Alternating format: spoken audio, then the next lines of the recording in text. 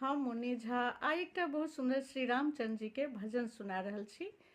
ई गीत लिखने छथिन आदरणीय श्रीमती ममता ठाकुर जी। तो सुनू ई श्री रामचंद्र जी के भजन, बहुत सुंदर गीत है।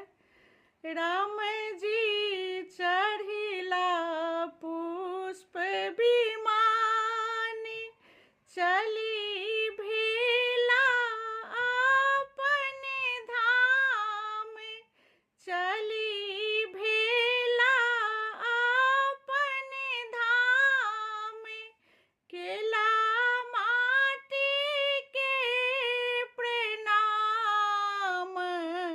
अवधपुरी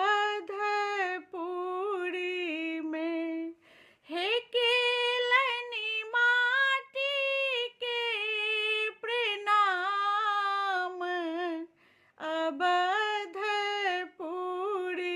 में जय